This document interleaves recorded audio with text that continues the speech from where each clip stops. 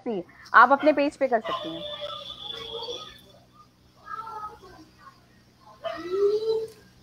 Live है हम लोग ना? Yes.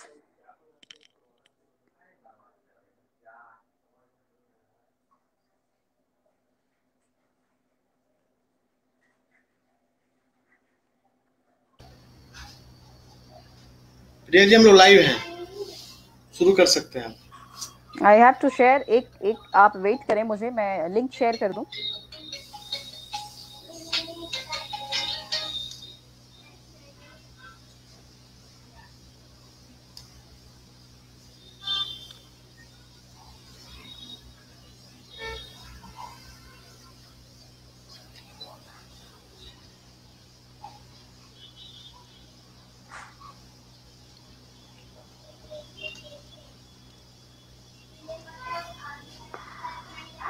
We can start now. Okay.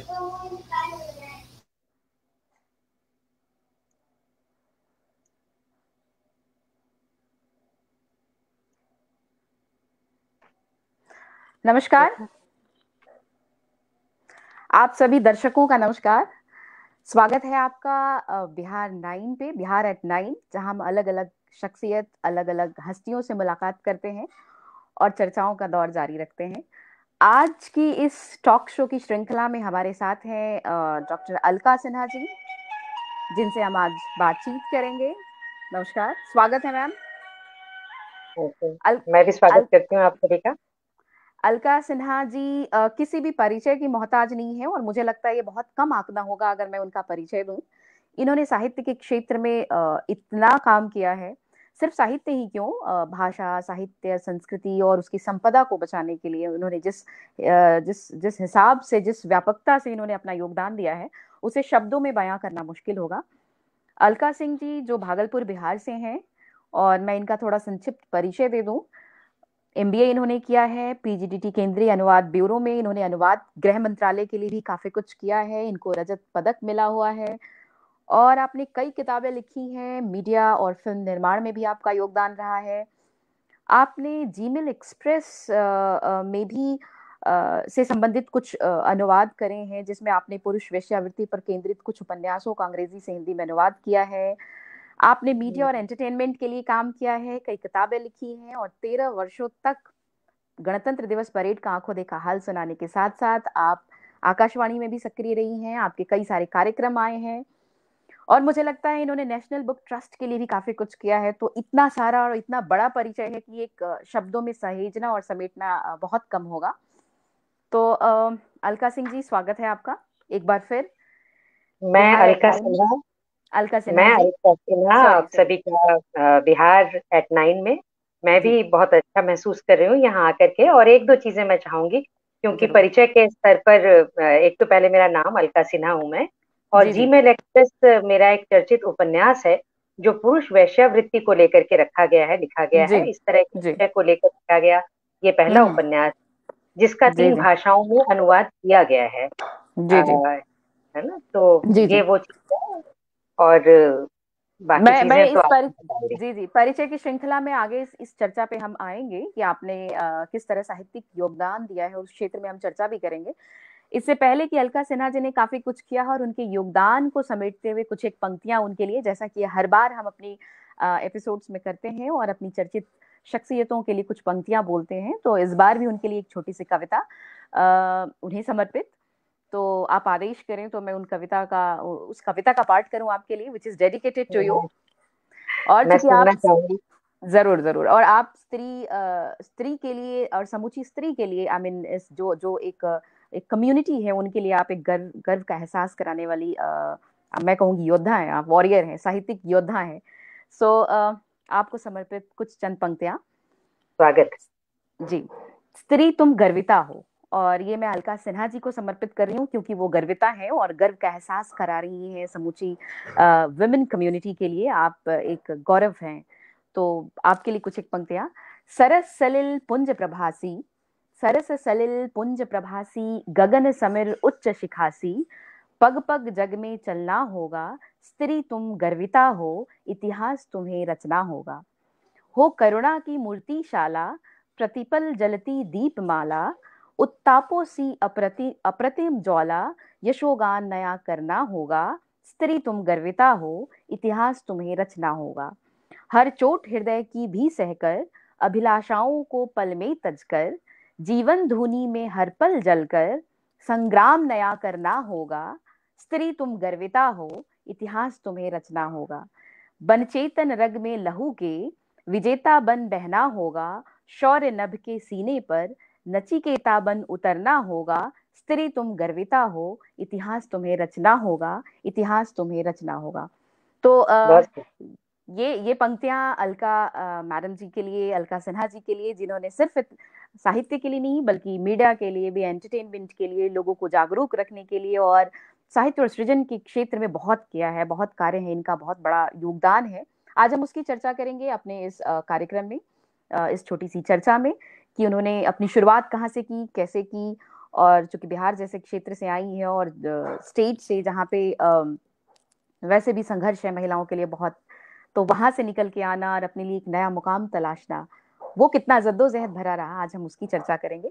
तो स्वागत है मैडम आपका, और शुरुआत इसी से कि आप मुझे थोड़ा बताएं कि कैसा रहा ये संघर्ष और कैसे आना हुआ, और साहित्य को आपने कैसे अपनी कलम की धार बनाई।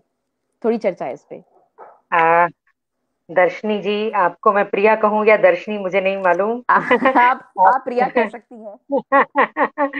तो प्रिया, ऐसा है कि आप भी बिहार से हैं और हम अभी बिहार @9 में बैठे हुए हैं। तो जी मेरे बिहार की जमीन से जुड़े हुए मेरे जी, सभी लोग जो आज मुझे देख रहे हैं, पहले तो मैं उनका हृदय से अभिनंदन करती हूँ। स्वागत।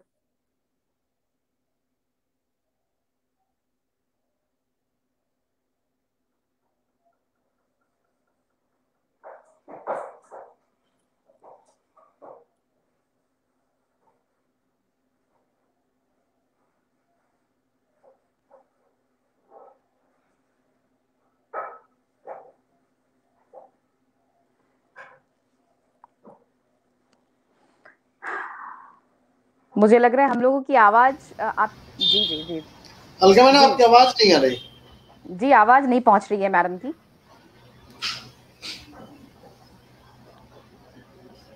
जी आप बोले मैम, अब आवाज आ रही है आपकी। बीच में कुछ तकनीकी खराबी की वजह से आपकी आवाज नहीं पहुंच पा रही थी। आप दोबारा बोल सकते हैं। जी नहीं आ रही है मैडम की आवाज अभी भी, हाँ अभी भी नहीं आ अब रही आ है। रही? जी जी जी, हाँ, अब बीच आ में रही है। कट रही। अच्छा, ये थोड़ा लूज हो गया था शायद, अब ठीक आ रही होगी। अब आ रही जी है? जी जी जी हाँ हाँ हाँ, ये लूज ही हो गया था मेरा। तो मैं अपने सभी जो हमारे दर्शक हैं जो जुड़े हुए हैं हमसे, जी और जी बिहार की उस मिट्टी को मैं माथे पर तिलक लगा करके अभिनंदन करना चाहती हूँ अपने सभी दर्शकों का, क्योंकि बिहार मेरा स्वाभिमान है, मेरा गौरव है। मैं आज जहां भी खड़ी हूँ, मैं उस मिट्टी की हूँ और उस मिट्टी की सुगंध ने मुझे वहां ला करके खड़ा किया है। तो मैं बार बार नमन करती हूँ अपने बिहार की उस धरती को, जिसको आपने गर्विता का नाम दिया। ये गौरव तो मुझे बिहार की मिट्टी से मिला है। तो मैं अपने सभी देखने वालों को हाथ जोड़कर अभिनंदन करना चाहती हूँ कि बिहार, जिस पर हम फक्र कर सकते हैं, क्योंकि उसने अपनी बेटियों को कभी भी कहीं रुकने नहीं दिया। जी, बिहार धारा वो प्रवाह जगह बह है, रही है। जी जी धारा प्रवाह है ना, और वो जगह है खास करके। आपने अगर देखा हो तो 26 जनवरी की परेड की बात आपने की, और मैंने लगातार 13 वर्षों तक आंखों देखा हाल सुनाया। तो उसमें एक बार एक झांकी आई, जिसके अंदर की धरहरा एक जगह है बिहार में, आप जरूर जानती होंगी जी और जी हमारे जी देखने वाले जानते हैं। तो वो जी, जगह ऐसी है कि जिसका नाम ही है धरा हरा, जहां एक बेटी के पैदा होने पर एक पेड़ लगाया जाता है। वाह क्या तो बात है। जो जो प्रकृति के साथ ऐसे जोड़ते हैं, स्त्री होने का गौरव मनाते हैं, उसका उत्सव मनाते हैं, मैं उस धरती से पैदा हुई हूँ, मैं उस मिट्टी से पैदा हुई हूँ। और इसलिए मुझे लगता है कि ये कोई बड़ी बात नहीं है कि अगर अंतर्राष्ट्रीय स्तर पर मैं कहीं कुछ खड़े होकर के बोल रही हूँ, तो वो मिट्टी मेरे भीतर है, उसकी खुशबू मेरे साथ आती है, जो उसे बड़ा बना देती है। और इसलिए मैं बार बार अपनी धरती को नमन करती हूँ, अपने देखने वालों को, अपने बिहार को, अपने उस बिहार के स्वाभिमान को, गौरव को नमन करती हूँ। और इसलिए करती हूँ नमन, क्योंकि जी जहाँ बेटियों को पैदा होने से पहले ही मार दिया जाता है, ये बड़ा दुखद है। जी जी लेकिन फिर भी बिहार में ऐसा नहीं होता। मैं एक्सेप्शंस की बात नहीं कर रही हूँ, लेकिन प्रायः ऐसा नहीं होता कि बिहार के जो बच्चे होते हैं उनमें बेटी है कि बेटा, इस बात को लेकर के ये चाहते हैं, भले ही ये सभी के भीतर एक चली आ रही परंपरा के तौर पर है कि बेटा होगा तो हमारा नाम रहेगा, हमारा वंश रहेगा, और बहुत सारे मतलब जो हमारे कर्म कांड है उसमें वो उसको सहभागिता करेगा। बेटियों को उस तरह से अभी स्थान दिया जा रहा है, लेकिन बावजूद इसके मैं ये कहना चाहती हूँ कि बेटियों को पैदा होने का हक हमारा बिहार देता है, जी। बेटियों को अब आगे बढ़ने का हक देता है। बिल्कुल। और मेरी तरफ से बिहार की उस मिट्टी को नमन, जिस मिट्टी को आप नमन कर रही थी, क्योंकि मैं भी वहीं से हूँ। तो बिना नमन किए उस मिट्टी को हम ना तो पुष्पित कर सकते हैं, ना पल्लवित कर सकते हैं। तो ये आवश्यक है कि हम तमाम लोग जो बाहर के क्षेत्र में हैं और कहीं भी बिहार की मिट्टी से बाहर हैं, अपने-अपने स्तर पे कुछ ना कुछ करें बिहार के लिए, और बिहार के गौरव के लिए, यशोगान के लिए हम अपना अपना कंट्रीब्यूशन, अपना योगदान अपने स्तर पे करें। खैर, आप मैं देख पा रही हूँ आपके संक्षिप्त परिचय में कि आपको बहुत सारे अंतर्राष्ट्रीय अवार्ड भी मिले हैं, और आपको भारत में कमलेश्वर स्मृति कथाबिंब सर्वश्रेष्ठ कथा पुरस्कार भी मिला है। मेरा मानना है कि साहित्य जो भले ही वो सृजनात्मक क्षेत्र रहा है और साहित्य में आने का लालित्य रहा है लोगों का, पर अगर हम बिहार के परिप्रेक्ष्य में देखें तो क्या लड़कियां आज भी साहित्य से जुड़ रही हैं क्या? क्या लगता है कि साहित्य सृजन का जो क्षेत्र है वो वाकई लालित्य से भरा है, या एक उदासीन क्षेत्र है जहाँ पे जिसे हम एक बहुत ग्लैमराइज्ड फील्ड की तरह नहीं देख पा रहे हैं? क्या इसमें देखिए प्रिया जी, साहित्य को ग्लैमराइज करने का तो वैसे मैं कभी भी इसके पक्ष में ही नहीं हूँ, तो ग्लैमराइज करने की जरूरत भी नहीं समझती। बल्कि हम्म, ग्लैमर से दूर जाना है तो आपको साहित्य की तरफ आना चाहिए। ये जी, जो ग्लैमर है, ये जो चकाचौंध है, ये हम्म, फिल्मी दुनिया में शायद जा सकती है, आप वहां जाइए, वहां पर मिलेगा। लेकिन अगर आप साहित्य में आना चाहते हैं, हमारे देश की, हमारे स्थान का, जब बनाई से देश, तो मेरा मतलब मेरी बिहार से ही है उस वक्त, जी, जी, तो है ना, तो वो चल आज देशवा की ओर वाला देश है ये। तो जी, जी, उसमें मैं करती हूँ कि जो हमारे जमीन के लोग हैं, जी, उन्होंने साहित्य को अपनी अभिव्यक्ति के माध्यम के तौर पर चुना। क्योंकि हमारे भीतर देखिए, हम गलत को स्वीकार कर लें, ये पॉसिबल नहीं है, ये एक्सेप्टेबल नहीं है कि हम किसी गलत चीज को बर्दाश्त करें। जी, लेकिन न कहने की भी एक अदा होती, जी, उसका भी एक अनुशासन, उसका भी एक अंदाज होता है। और बिहार उस अनुशासन को हमेशा मेंटेन करके चलता है, उसको रख के चलता है। तो साहित्य आपको वो अंदाज देता है कि आप अपने बड़े के साथ या अपने व्यवस्था का सम्मान भी करें, लेकिन जहां आपको विरोध करना है वहां जी, आप अपना अपनी बात विरोध भी भी रखे। जी, जी। अपनी बात भी रखें। हमने हमने ये देखा है, मैं थोड़ा इसमें आपको रोकना चाहूँगी और एक ऐड करना चाहूँगी बात।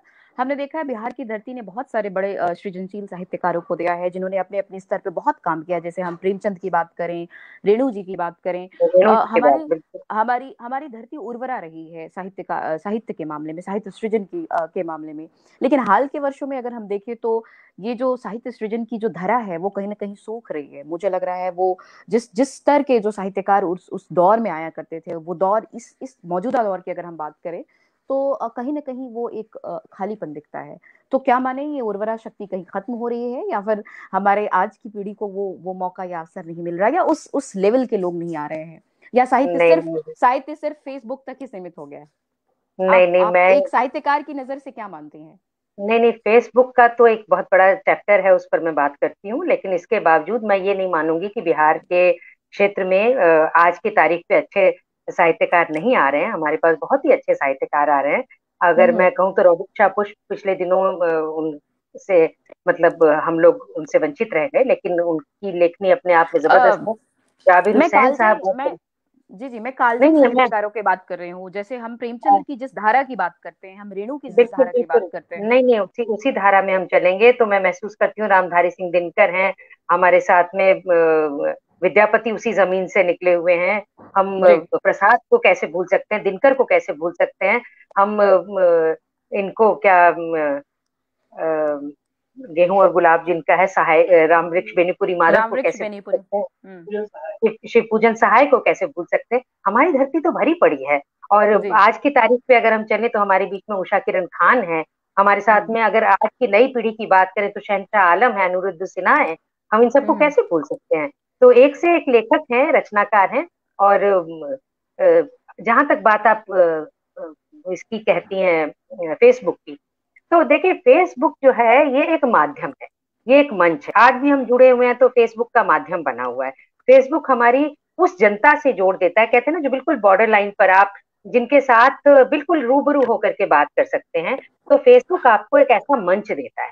फेसबुक अपने आप में साहित्य का कोई जगत है, ऐसी बात नहीं, जी मगर आप फेसबुक के जरिए क्या दिखाते हैं, किसको जोड़ते हैं, क्या परोसते हैं, ये अलग अलग मंचों की अपनी अपनी खासियतें हैं।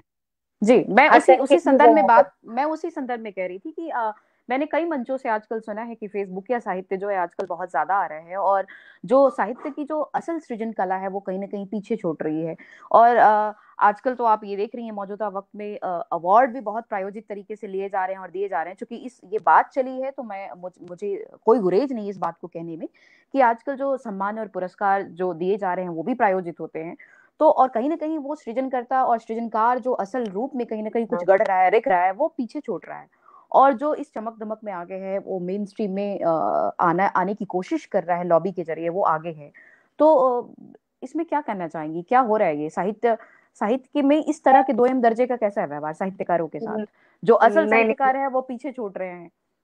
देखिए ये तो आप एक एक साहित्यकार पर निर्भर करता है। मैं बताऊं, अभी पिछले समय की कुछ बात है कि कुछ इस तरह का मेरे पास कोई संदेश आया कि आपको सम्मानित करना चाह रहे हैं, आप इसमें एक फॉर्म भर दीजिए, रजिस्टर कर लीजिए। जी तो जब मैंने रजिस्टर कर लिया तो जी मैंने पाया कि, अच्छा खैर, मुझे इसी बीच में पहले उस बात को मैं कंटिन्यू करूंगी। मैं जोड़ना चाहूंगी कि अभी जो साहित्य अकादमी का सम्मान मिला है वो हमारे जगह की अनामिका जी को मिला, उसको जी कैसे जी हम जी, भूल सकते अनामिका हैं। जी को मिला। अनामिका थेरी जी को गाथा, मिला है, कविता थेरी की थेरी गाथा के तेरी लिए गाथी मिला। में। हाँ, जी जी। तो फिर वो एक बहुत, मुझे लगता है इस नाम को नहीं छोड़कर आगे कुछ नहीं होगा। लेकिन बावजूद इसके, जो आपका सवाल है वो एक बड़ा वैलिड सवाल है। आई शुड नॉट से कि वो हल्का है या हम उस बात को इग्नोर कर सकते हैं, वो बिल्कुल भी इग्नोर करने लायक नहीं है। मगर बावजूद इसके, देखिए, एक तरह की हवा हर समय रहती है, ऐसा नहीं जी कि आज है। आज हम थोड़े जागरूक हो गए हैं और हम मीडिया के इतने संपर्क में आ गए, तो हमें ये पता लगने लग गया है। पहले उन लोगों को पता लगता था जो इस रास्ते से होके गुजरते थे। अभी क्या जी है कि जो दूर से बैठा देख रहा है उसे भी पता लग रहा है, क्योंकि चीजें खुल के सामने आने लगी हैं। और उसके लिए भी अगेन यही फेसबुक और यही मीडिया आपका साथी है, जो आपके पास चीजें खोल कर रख देता है। आपके पास हर तरह की चीज आती है। आप देखिए, आपने दो तीन सवाल एक ही में किए हैं। एक सवाल की फेसबुक पर क्या आ रहा है, और दूसरा की जो सम्मान मिल रहे हैं उसकी क्या, जी, वो बहुत है ना, प्रायोजित उसमें तरीके से कितनी हो रहे हैं। रिक्वेस्ट है। बिल्कुल जी, बिल्कुल। उस पे प्रश्न तो चिन्ह है। अब उसको लेकर के जो मैं घटना बता रही थी, तो उसमें यूं था कि किसी ने मुझे कहा कि आप अपना नाम इसमें भर दीजिए, तो मैं भर दिया मैंने। ठीक है, उन्होंने कहा कि हम आपको सम्मानित करना चाहते हैं, आप बायोडेटा वगैरह इसमें भर दीजिए, मैंने भर दिया। मैं उम्मीद करती हूँ कि शायद वो मेरे साथ जुड़े होंगे और जरूर सुन रहे होंगे मेरी इस बात को। नाम जी नहीं जी ले रही हूँ, क्योंकि मेरा उद्देश्य कुछ और है, ये नहीं है। तो जब मैंने उसमें भर दिया, तो उसके बाद उन्होंने कहा कि आपको इसमें रजिस्टर करना होगा और उसमें आपको रजिस्ट्रेशन फीस भरनी पड़ेगी। शायद जी 5,000 रुपए की फीस थी। तो मुझे ये बड़ा ही ऑब्जेक्शनेबल लगा और मैंने नहीं भरा।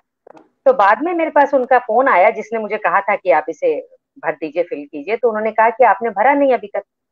तो मैंने कहा, अरे पैसे लेकर के सम्मान देना, ये तो मुझे जचा नहीं, तो मैं तो नहीं भर सकती इसको। तो जी फिर वो कहने लगे कि क्या किया जाए, देखिए ना, बड़ी दिक्कतें हैं, इतना फंड्स नहीं होता। तो ये आप जो मर्जी कहिए, लेकिन हमारे कुछ लेखक हैं जो इसको स्वीकार कर लेते हैं। अब देखिए, मैंने स्वीकार नहीं मैं किया, उसी की चर्चा कर रही थी। है ना, मैं बिल्कुल नहीं, तो अब मैंने नहीं किया तो मैं भी तो हूं ना। चर्चा में वो आया जिसने स्वीकार कर लिया, जिसने जी जी स्वीकार जी नहीं किया, वो तो चर्चा में नहीं आया। मैंने जी जी स्वीकार नहीं किया, मैं आज इस मंच से बोल रही हूँ, और इसके साथ साथ बोल रही हूँ कि मुझे उम्मीद है कि मैं जिनकी बात कर रही हूँ वो संस्था मुझे साथ में बैठ करके सुन रही है। और मेरी उनसे लंबी बात हुई और मैंने कहा कि मुझे नहीं, लगता लेखक है के आप स्वाभिमान आपका को संदेश उन तक पहुंच रहा होगा। गाहे बगाहे अपरोक्ष तरीके से है वो ना, संदेश तो वहां वो तक जा मतलब रहा होगा। हमें हमें इसका मतलब अपने स्वाभिमान को दांव पर नहीं लगाना। ये व्यक्ति जी जी व्यक्ति की अपनी वो है। अगर मुझे जी लगता है, it all depends upon person to person, अगर मैं इसको स्वीकार नहीं कर सकती हूँ तो नहीं कर सकती हूँ। लेकिन कई ऐसे हैं जो कहते हैं, जी हमसे पैसा भी ले लो लेकिन हमको सम्मान दे दो, तो आप उसका कुछ नहीं कर सकते। वो हर तरह के लोग हैं इस दुनिया में। और अगर वो ऐसी संस्थाएं भी हैं, लेकिन ऐसी भी संस्थाएं हैं जो 1 रुपया नहीं देती सम्मान में, लेकिन उसका जी सम्मान जी बहुत बड़ा, उसकी गरिमा बहुत बड़ी है। तो ये आपको चुनना होगा ना, ये एक लेखक को चुनना होगा कि वो अपने आप को कि किस वो जगह खुद पे को खड़ा कहाँ पाता है। जी, करे। बहुत बहुत सही कहा आपने और बहुत वास्तविकता से रूबरू कराया ये पक्ष जो हमसे, मुझे लगता है हमारे दर्शकों को भी इस पक्ष का एहसास नहीं था कि अपवाद हर जगह है।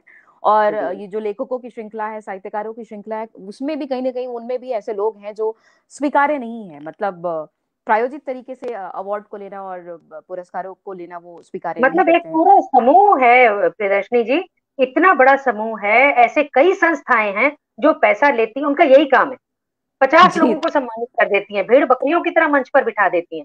तो ये जी, आपको जी, तय करना है कि आप उसका हिस्सा बनना चाहती हैं या नहीं। जी, जी, कोई ज़रूर। रोकेगा नहीं और कोई जबरदस्ती भी नहीं करेगा आपके साथ। जी, जी। हम अपनी बातचीत की श्रृंखला को आगे बढ़ाते हुए कुछ और हल्के-फुल्के प्रश्न, औपचारिक प्रश्न करेंगे आपसे जी और निश्चित जी ही आप निसंदेह उस पे बहुत ही बेबाक टिप्पणी देंगी और मुझे मालूम है। खैर, मैं देख रही हूँ संप्रति आप राजभाषा सहायक निदेशक हैं संस्कृति मंत्रालय में। तो एक राजभाषा कैडर का की बात अगर हम करें, ऑफिशियल कैडर की बात करें तो सहायक अधिकारी का पद मुझे लगता है काफ़ी उत्तरदायित्व वाला और एक बहुत बड़ी अकाउंटेबिलिटी होती है। तो वहाँ के कार्य में प्रशासनिक कार्य में और आपके सृजन कार्य में ये तारतम्यता कैसे बनती है? वक़्त कैसे निकलता है? How you manage it? ये तो सबसे बड़ी दुखती रग है जो आपने छू दी जी, जी। क्योंकि समय की तो दिक्कत है, समय की बहुत बड़ी दिक्कत है, और इसके लिए या तो अपनी नींदें कुर्बान करनी पड़ती हैं या छुट्टियां लेनी पड़ती हैं, और वो भी उसके साथ शर्त यह है कि आपकी मानसिकता बनी हुई हो लिखने की, एग्ज़ैक्टली क्योंकि आप हर उस समय फ्लो में मूड भी हो। नहीं हो जी, सकता। जी। हर समय मूड भी नहीं बनता। और ये जो मैं जब उपन्यास लिख रही थी खास करके अपना, क्योंकि कहानियां देखिए, सबसे पहले मैंने अपनी यात्रा शुरू की थी कविताओं से। जी, जी। कविताएं क्या वन गो में निकल जाती हैं, जी। आपको जो एक फ्लो आता है और आप एकदम से उसको लिख करके और हल्के हो जाते हैं जी, एक जी। सिटिंग। जी। कहानियां जो होती हैं वो आपसे कुछ ज्यादा सिटिंग की मांग करती हैं, कई बार कुछ महीने तक भी आपके भीतर रहती हैं। हुँ। और एक दिन आप बैठते हैं, 2 दिन बैठते हैं, या 3 से 4 सिटिंग में आपकी एक कहानी पूरी हो जाती है। फिर आप उसको चाहे तो और बांधें, उसको तराशें, वो अलग बात है, लेकिन एक कहानी आपकी व्यवस्थित ढंग से 3-4 सिटिंग के अंदर पूरी हो जाती है। मगर उपन्यास जो है वो अपने आप में एक एक बहुत बड़ा एक्सपीरियंस रहा, जी, और जी। वो लंबा चला। वो मैंने करीब देखिए, मुझे लगभग 2.5-3 साल लगे उस उपन्यास को लिखने में। और उससे जी, जी। पहले भी जो उसकी मानसिकता बनानी थी मुझे कि मैं इस विषय को लेकर के, एक अलग तरह का विषय है, इसको लेकर के काम करूंगी, तो करूं कि नहीं, कितना करूं, इसमें क्या कहाँ कहाँ जाना होगा, उसमें अलग समय की मांग थी। और मैंने उठा तो लिया, लेकिन जब उसके हम अंतिम भाग पर पहुंचे, और तब जी। मुझे लगा कि बड़ा एक कॉम्प्लेक्स सी सिचुएशन हो गई, उसको खत्म करना है, और जी, मुझे जी। ईमानदारी से करना है, उसके हर हर चरित्र का निर्वाह करना है अपनी तरह से, उस पूरी हुँ, हुँ। ईमानदारी के साथ। तो आप यकीन मानिए प्रिया जी कि मैं कई कई रातें नहीं सोई, और मुझे बीमारी बिल्कुल, लग गई इस बिल्कुल। बात की कि मुझे रात को नींद की गोली लेकर ही सोना पड़ता था। मुझे इस बात का एहसास है बेशक कि एक जो कथाकार है, सृजनकार है, उसको कई नींदें कुर्बान करनी पड़ती हैं, कई रातों को स्वाहा करना पड़ता है और तब वो जब वो तिलांजलि देता है, तब वो परिष्कृत रूप में सामने आता है। और निसंदेह हाँ, तभी अलका सिन्हा को हम एक बेहतर कथाकार के रूप में देख पा रहे हैं, क्योंकि उन्होंने बहुत सारी रातें गँवाई हैं और अपनी नींद गँवाई है, तभी तो वो साहित्य के लिए कुछ कर पा रही हैं और बहुत अच्छा कर पा रही हैं। तो निसंदेह और मुझे मैं इस बात को लेकर आई एम डैम श्योर कि आप जो कर रही हैं, ये कंट्रीब्यूशन जो हमारा दर्शक वर्ग है, हमारा श्रोता वर्ग है, हमारा पाठक वर्ग है, उसको सराहेगा, स्वीकारेगा, इसमें कोई दो राय नहीं। लेकिन एक सवाल और मेरे मन में आ रहा है, आप साहित्य सृजन से जुड़ी रही हैं, लेकिन अनुवाद से कैसे जुड़ा हुआ? मैं देख पा रही हूँ आप अनुवाद में भी काफ़ी कुछ कर रही हैं, आपने भाषांतरण और रूपांतरण पे भी काफ़ी काम किया है, तो साहित्य और सृजन और अनुवाद, ये 2 अलग-अलग प्रविधियाँ हैं, इनको आपने आपस में कैसे समन्वय किया? इन दोनों का जुड़ाव कैसे देखिए, हुआ? आज की तारीख पे तो ये मेरा व्यवसाय है, अच्छा। आज की तारीख पे। लेकिन शुरुआत यहाँ से नहीं हुई थी, मैंने पहले अनुवाद किया और बाद में अनुवादक बनी, और अच्छा। बाद में मैं इस पद पर आई, सहायक निदेशक के पद पर आई मैं। हुँ, हुँ। लेकिन जब शुरुआत हुई थी तो दरअसल ऐसा हुआ था कि कई चीजें हमें लगता था कि दूसरे भाषाओं में जो वहाँ का साहित्य, वहाँ क्या हो रहा है, तो उसको जानने के लिए हमें अनुवाद पढ़ना पड़ता था। जी। तो हमें पता लगता था कि कई बार मैंने एक उड़िया कहानी पढ़ी थी, उसका अनुवाद साहित्य अकादमी से जो पत्रिका निकलती है उसमें मैंने पढ़ा, और मुझे वो बहुत एक अलग तरह का उसका जो फ्लेवर था वो मालूम पड़ा। तो उससे मुझे ऐसा लगा कि अनुवाद भी आपको आना चाहिए, उस एक लाइन में विधा आपको है, जाना चाहिए, एक बिल्कुल। विधा है। और बल्कि मैं एक छोटी सी बात कहूँ, पर्सनल, बहुत ही निजी है, लेकिन चीजें तो ऐसी ही होती हैं, निजी ही निकलती हैं। ज़रूर, ज़रूर, तो ज़रूर। तो हुआ यूं कि मेरे पतिदेव जो है मनु, उसको उनको सभी लोग जानते हैं, मेरे मित्र लोग, क्योंकि वो भी बहुत ही इसमें दिलचस्पी रखते हैं और अक्सर मेरे साथ कार्यक्रमों में शामिल होते हैं। ओ तो बहुत वो बढ़िया। उनकी लाइन थी अनुवाद की। वो उन्होंने अनुवादक से अपना करियर शुरू किया था, और मैं बिल्कुल अलग सुरक्षा से मैंने अपना करियर शुरू किया था। सुरक्षा सहायक के रूप में मैंने एयरपोर्ट पर काम करना शुरू किया था। तो एक दिन बातों बातों में कोई बात उठी और उन्होंने कहा कि सावधानी हटी दुर्घटना घटी, इसे अगर अनुवाद करना है तो कैसे करोगी? और मैंने पलटते ही कहा, सिक्योरिटी लैप्स क्रिएट मिसहैप्स। क्या बात है, इंस्टेंट तो ट्रांसलेशन आपने किया। इंस्टेंट, हाँ इंस्टेंट, मतलब आया जैसे उन्होंने कहा और मैंने सोचा और एक पल में मैंने जवाब दिया। तो उन्होंने कहा कि अलका, तुम्हारे अंदर तो इसका प्लेयर है, तो तुम क्यों नहीं इसके लिए कोशिश करती हो? तुम्हारा इतना बड़ा नेचुरल इंस्टिंक्ट के साथ आया है, तो मेरे ख्याल से तुम्हें करना चाहिए। तो फिर मैंने मार्केज की एक कहानी थी, the other side of the death, उसका यस अनुवाद मैंने किया। It was definitely a very tough yes project yes. Which I cook. लेकिन जब मैंने उसको उठाया तो वो अपनी तरह का एक चैलेंज था। मुझे बहुत अच्छा लगा उसको करना, और एक अलग तरह की एक अलग तरह का दृश्य और एक अलग तरह की शब्दावली जो उसके साथ साथ मेरे भीतर आने लगी, क्योंकि अनुवाद के लिए ना आपको बिल्कुल वो तो अपने आप को ट्रांसलेट करना पड़ता है। एकदम वो एक कला है जिसमें आपको एक कहते हैं ना पर काया प्रवेश है, उसको आपको उसके पर भीतर किया, बैठना होता है। तभी बिल्कुल आप मोती चुन बिल्कुल। के बाहर निकाल पाएंगी, क्योंकि भाषा तो मुझे वो अनुवाद सिर्फ अच्छा लगा। भाषांतरण नहीं है। जी जी जी। हाँ, तो मुझे अच्छा लगा, मतलब मुझे एक तरह का चैलेंज लगा, एक कुछ चुनौती लगी। तो वो भी मुझे लगा कि इसको भी मुझे करना चाहिए, तो बीच बीच में मैंने किया। तो बल्कि आकाशवाणी। इस तरह से एक साहित्यकार का अनुवाद की दिशा में अनुवादक बनना भी मतलब एक दिशा मिली, एक अच्छा अनुवादक हमारे देश को मिला, एक साहित्यकार के साथ साथ। तो हम ये कह सकते हैं अच्छा। कि आपने अनुवाद सृजन कार्य में भी अपनी बहुत ही महत्वपूर्ण और महती भूमिका निभाई है, सिर्फ साहित्य में ही क्यों, मुझे लगता है आपका योगदान अनुवाद में भी याद रखा जाएगा, जो आप कर रही हैं। एक सवाल और जो बहुत महत्वपूर्ण है, और मुझे लगता है अक्सर हमें इस फोरम पे ये सवाल उठाना चाहिए कि बिहार से बाहर, बिहार की मिट्टी से बाहर आप बिहार को कैसा पाती हैं, क्या पाती हैं आपके दृष्टिकोण में? बिहार, बिहार से बाहर क्या है? मुझे दुख है, लेकिन जो सच है वो ये है कि हम लोग बहुत ही अंडर वैल्यूड हैं। हमें हम्म। ठीक ढंग से हमारा मूल्यांकन नहीं किया गया। जब हम जी ये कहते हैं गर्व से कहो हम बिहारी हैं, तो इसका मतलब कि हम गर्व से नहीं कहते, इसलिए हमें ये कहा जा रहा है कि गर्व से कहो हम बिहारी। जी। जिस हमारे बौद्धिकता बिहार की के। हम बात करते हैं, जिस बौद्धिक परंपरा की हम बात करते हैं, हम अगर बौद्ध तथागत की बात करें, हम अनेक दूसरे आचार्यों की बात करें, वो बौद्ध की धर्म रही है, जन्मस्थली रही है, तो लेकिन फिर भी बावजूद इसके कि वहाँ पे वहाँ से आने वाले लोग बाहर जब निकलते हैं तो खुद को किसी और रूप में प्रोजेक्ट करते हैं। तो मैंने ये सवाल किया, और बहुत वाजिब सवाल है कि बिहार से बाहर नहीं बिहार नहीं, को आप बिल्कुल। कैसा पाती हैं? नहीं नहीं, बिल्कुल बिल्कुल वाजिब सवाल है, लेकिन मैं बिहार को तो खैर बिल्कुल वैसे ही पाती हूँ, क्योंकि मैंने अपनी निगाहों से देखा है। मैंने वहाँ जी जीवन को जिया है। मैंने वहाँ के संबंधों को समझा है। मैंने वहाँ की परिस्थितियों को परखा है। इसलिए मेरे लिए बिहार में रहकर या बिहार से बाहर जाकर, बिहार को मैं वैसे ही देखूंगी जैसा बिहार है। लेकिन जो बिहार से बाहर के दूसरे लोग हैं, जो जी। आप कह दे नॉन बिहारीज, तो नॉन बिहारीज वो बिहार के प्रति ईमानदारी से समझ पाते हैं या नहीं, मुझे तकलीफ है, लेकिन मुझे ऐसा लगता है कि शायद हमें ठीक ढंग से समझा नहीं गया। हमें जी। शायद ठीक ढंग से पढ़ा नहीं गया। हमें शायद बौद्धिक। हमारी तकलीफ को ठीक ढंग जी से जी। परखा नहीं। क्योंकि हमारी बौद्धिक पर। बौद्धिक जी लिहाज से प्रिया, आप भी बिहार की हैं और आप ये मानेंगी कि हम लोग बौद्धिक लिहाज से बहुत श्रेष्ठ हैं। जरूर बिहार जरूर जरूर। में एक रिक्शा चलाने वाला व्यक्ति भी, सब्जी बेचने वाला व्यक्ति भी, जूता गांठने वाला व्यक्ति भी बहुत सजग है। चाहे बिल्कुल राजनीति बिल्कुल। के बारे में बात करनी हो, चाहे वो समाज शास्त्र के बारे में बात करना हो, चाहे वो घर को कैसे निभाना है। आप ये देखिए कि हमारे बच्चे अपने माँ बाप को छोड़कर जी जी। रेलवे स्टेशन पर या एयरपोर्ट पर छोड़कर विदेश नहीं भागते।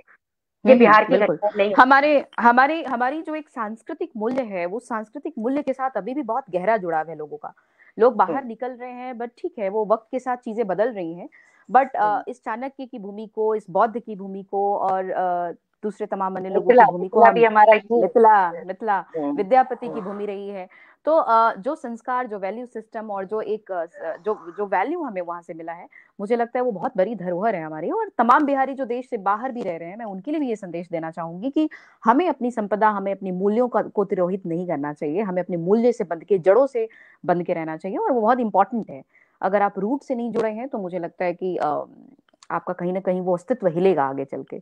इसलिए मैं आज भी कई बार मैं अपनी जनरेशन के लोगों को भी कहती हूँ कि जड़ों से जुड़ना बहुत जरूरी है। और आप अगर बिहारी हैं तो वास्तविकता से ये कहें और गर्व के साथ कहें कि आई एम फ्रॉम बिहार। और बल्कि जी यहाँ पर मैं एक सेकंड के लिए, मतलब मुझे लगता है ये बड़ा रेफरेंस मौके का है जो मैं दूं, कि ये जो जरूर। हमने ये प्रोग्राम बिहार एट 9 शुरू किया आप लोगों ने, तो जी मैं जी इसके लिए अमित जी को, आपको, आपकी पूरी टीम को बहुत बहुत बधाई देना चाहती हूँ। जी क्योंकि इस जी तरह से ना धीरे धीरे इसकी परतें खुलेंगी, हम एक बिल्कुल। दूसरे को जान पाएंगे। देखिए बिहार तो जानता ही है बिहार को, हम तो जी जानते ही एक दूसरे को, लेकिन इस बहाने हमारी जो दूसरी ऑडियंस है, जो हमें जी सुन रही है, जो हमारे इस तकलीफ को समझ रही है, ये कांटा बिल्कुल चुभा हुआ है ना, बिल्कुल एक हमारी भावना में कहीं जाकर के कांटा गड़ गया है, जो रोज रिश्ता है, दर्द देता है। तो वो उस बिल्कुल तकलीफ को समझेंगे कि नहीं, गलत हो रहा है, और बिल्कुल। ऐसा नहीं, हमारे अंदर और समझ नहीं है। अलका जी, मैं एक बात कहूँ तो मैंने व्यक्तिगत तौर पे बड़ा गहराई से ये अनुभव किया है कि मैं बाहर की धरती पे जब निकलती हूँ, मैं अगर महानगरों की बात करूँ, जिस महानगर में मैं और आप रह रहे हैं, कई जगहों पे मैंने व्यक्तिगत तौर पे ये अनुभव किया है कि उनको बिहारियों को बहुत दोयम दर्जे का समझा जाता है आज भी। हम जिस बौद्धिक समाज की बात कर रहे हैं, बौद्धिकता की जिस बौद्धिक धरती से हम आए हैं, बावजूद इसके उसको एक एक ओवरलुक करते हुए हमें बहुत ही दोयम दर्जे का माना जाता है और माना जाता रहा है। इसके लिए बकायदा टिप्पणियां और कमेंट्स भी किए जाते रहे हैं। तो ये चीजें बहुत चुभती रही हैं कि हमने इतना कंट्रीब्यूशन किया है हर क्षेत्र में, विकास के हर क्षेत्र में हम कंट्रीब्यूट कर रहे हैं, बड़े बड़े बड़े योगदान दे रहे हैं, बावजूद इसके हमारी उपलब्धियों को सराहा नहीं जा रहा है। और मुझे लगता है इसकी बिल्कुल सराहना होनी चाहिए। और हर एक लेवल पे, मैं सिर्फ साहित्यकारों और सृजनकारों की बात नहीं बिल्कुल कर रही हूँ, पॉलिटिशियंस की भी बात कर रही हूँ, सरकारों और संस्थाओं की भी बात कर रही हूँ कि हमारी उपलब्धियों को सराहा जाए और उसे वो मूल्य दिया जाए जिस मूल्य की हमें दरकार है। मूल्य से मेरा बिल्कुल मतलब है कि हमें हमारी भावनाओं को वो तवज्जो मिले और हमारे कंट्रीब्यूशन को सराहा जाए, जो जिसकी अभी दरकार है हमें, जो हो नहीं पा रहा है, कहीं ना कहीं वो एक हम तो उसमें एक पीछे हैं। जी एक तो मुझे इससे लगता है कि हालांकि ये चीजें छोटी हैं लेकिन मायने रखती हैं। आज जरूर। का जो टाइम है ना, वो बड़ा, मतलब एक सुंदर पैकिंग में, प्रेजेंटेशन के साथ जब कोई चीज दी जाती है ना, तो भीतर चाहे वो नकली क्यों ना हो, असली सोना जी ना भी हो, जी लेकिन जी उसके अच्छे साथ अगर आप प्रेजेंट करते हैं, it has to be presentable, and we people exactly. Are not that presentable. The thing is this, yes where we are talking behind is कि we yes people are not that presentable, we believe in अंदर की चीज, what yes our yes soul is, we talk about that. तो हमारी वो जो चीज है ना, हमें उसके साथ बाहर आना है, और हम इंस्टिंक्ट। प्रेजेंटेबिलिटी को इतना नहीं ध्यान देते, जो कि आज के समय का एक बहुत महत्वपूर्ण हिस्सा बनता जा रहा है। यस मैं ये यस बिल्कुल नहीं एब्सोल्युटली। कहना चाहूंगी, मैं फिर भी ये नहीं कहना चाहूंगी कि हमें अपनी सोल को छोड़ करके और पहनावे पर ज्यादा ध्यान देना चाहिए। हमें अपने भीतर से खरा होना चाहिए। हमारा बिल्कुल। हॉलमार्क हमारे भीतर का जो है ना, अंतरात्मा जो है, जिसके साथ हम आगे खड़े होते हैं, उसके साथ है। लेकिन हम्म। इस दुनिया को उसकी उसका खरापन बताना, वो भी, मतलब this is the right time कि हम वो बताएं कि जो ऊपर की चीजें हैं उसका मुलम्मा उतर जाएगा, लेकिन जो भीतर का रंग है, जो भीतर का जो खरापन वास्तविकता है, है। जी जी। वो टिका रहेगा, वो टिका रहेगा। और और हम वो नहीं शायद सिर्फ वही एक, कम रह जाते हैं। जी जी, वो टिका रहेगा। क्योंकि जो जी खड़ा और असली जिसकी बात आप कर रही हैं, रियल गोल्ड की, वो कभी जाती नहीं उसकी चमक। तो वो रहेगा मुझे लगता है। और कहीं ना कहीं ये चीज है आपकी बातों में से मैं इत्तेफाक रखती हूँ कि जिस बौद्धिकता की हम चर्चा आज कर रहे हैं, जिस जिस नॉलेज की हम बात कर रहे हैं, जिस इंटेलेक्चुअलिटी की बात कर रहे हैं, वो ऑल दो कहीं शाइन नहीं हो रहा है, बट दिखेगा, वो कहीं ना कहीं बाहर आएगा और और उसको देखिए थोड़ा ना, वक्त लगेगा। सोने पर कभी कलर करने की, पॉलिश करने की जरूरत नहीं पड़ती, सोना अपने आप में ही चमक रहा बिल्कुल होता है। बिल्कुल तो जो बिल्कुल गोल्ड एब्सोल्युटली। गोल्ड उस पे आपको पॉलिश कराना पड़ता है टाइम टू टाइम। तो हमें क्यों पॉलिश करना है, हम जो हैं हम वैसे हैं, हम ओरिजिनली हम ठीक है, हमें मेकअप की जरूरत नहीं है। मुझे नहीं बिल्कुल। लगता कि वो हमारे को सुपरसीड कर सकती है। जी जी। बातों का सिलसिला हम जारी रखेंगे और कुछ और भी सवाल करेंगे जिसका आप बहुत बेबाकी और बहुत ही खुले मन से जवाब दे रही हैं। और मुझे खुशी है कि इस प्लेटफॉर्म पे हम बहुत सारी ऐसी चीजों को साझा कर रहे हैं जिसमें हम बहुत अनौपचारिक ना हो के औपचारिक ना हो के अनौपचारिक तरीके से बातों को रख नमस्कार। रहे हैं। और बहुत अच्छा है कि हम खुले तौर पे चीजों को साझा कर रहे हैं। आपको बहुत सारी साहित्यिक संस्थाओं ने अवार्ड भी दिया है और मुझे लगता है बिहार से भी आपका काफी गहरा जुड़ाव रहा है। आप आती रही हैं, लगातार वहां जाती रही हैं, आपके जनसंपर्क होते रहे हैं वहां पे। आप साहित्यिक जो जिस जिस तरह के सेमिनार्स हैं, सिंपोजियम्स हैं, वहां पे आप जाती रही हैं और अपनी उपस्थिति दर्ज कराती रही हैं लगातार। क्या पाती हैं बिहार कितना बदल रहा है अपनी बेटियों के लिए? तब का बिहार जब अलका सिन्हा जी बहुत छोटी थी और आज का बिहार जब अलका सिन्हा जी अलका सिन्हा है, तो तब के देखिए बिहार और अब का बिहार कितना बदल रहा है बेटियों के लिए? हाँ, बेटियों के लिहाज से भी मैं महसूस करती हूँ कि हम लोग हमेशा से ओपन थे। और जो कम से कम मेरे नजर से जो परिवार गुजरे हैं, उनमें हमने बेटियों को बहुत कम ऐसे परिवार थे जिन्होंने बेटियों को रोका था। और आज भी हम बेटियों को रोक नहीं रहे हैं, बल्कि हमने उनको और बड़े से बड़ा आकाश दिया है। और ऐसे ऐसे फील्ड्स में जहां बेटियों ने, मतलब लड़कियों ने अपनी उपस्थिति दर्ज नहीं कराई थी, वहां भी कर रहे हैं। मैं आपको एग्जांपल देती हूँ। मैंने एंटी सैबोटेज चेक पर काम किया है लगातार 7 साल तक। एविएशन सिक्योरिटी में कहीं बॉम्ब होता है तो हम दैट्स कहते हैं ग्रेट आप हट जॉब। जाइए, आप हट जाइए, जी जी, है ना, हम बहुत ही, कहते हैं आप हट हमें एक जाइए। बहुत कंफर्टेबल फील दिया जाता है कि आपको एक कंफर्ट जोन में काम करना है, खासकर एग्जैक्टली, लड़कियों के लिए एक लेकिन, टैग पॉइंट है। है ना, लेकिन हम ऐसा नहीं करते। मतलब मैंने ही किया तो मुझे पूरा सपोर्ट मिला, और ये नौकरी तो मुझे मेरी शादी के बाद मिली है। तो क्या ऐसा बात नहीं है। है, मतलब मेरे मम्मी पापा तो करेंगे, मेरे समझ में आता है, लेकिन मेरे सास ससुर ने किया, मेरे पति ने किया, मेरे देवर ने किया। तो ये जो फैमिली थी हमारी, तो उन सब ने मिलकर के हम लोगों को, मुझे आगे बढ़ाने के लिए, मैं प्रोत्साहित आपको किया। एक घटना बताना चाहती हूँ, क्योंकि वही जरूर बात है जरूर। ना, जब तक आप पर्सनल बात नहीं करेंगे तो भाषण लगेगा। जरूर तो मैं जरूर। आपको बताऊं ये घटना। मैं उम्मीद करती हूँ शायद मेरी मदर इन लॉ पता नहीं सुन रही होंगी कि नहीं, लेकिन अगर इसका वीडियो भी बाद में देखेंगी तो मैं उनको ये जरूर बताना चाहती हूँ कि जिस समय मेरी शादी हुई, तो मेरी नौकरी लगी उसके बाद एयर इंडिया में। जी। और की नौकरी थी, क्योंकि मैंने बताया ना एंटी सैबोटेज चेक के लिए मुझे चुना गया था, और हम लोग एक्सपेरिमेंट पे चुने गए थे। लड़कियां नहीं रखी जाती थी ऐसे ऐसे पोस्ट में, पर उन्होंने हमें रखा था। तो एक तरीके से हम शुरुआती बैच के की लेडीज थी जिनको रखा गया था, और मेरी शादी फर्स्ट हुई थी। बैच। जी। फर्स्ट बैच समझिए। तो उस समय मेरी बेटी छोटी थी, मतलब I just had a baby. मेरी बड़ी बेटी अजय तो प्राची उसी समय हुई थी। तो उसको छोड़ करके, और मेरे लिए रात की ड्यूटी, दिन की ड्यूटी ये करना बड़ा मुश्किल हो रहा था।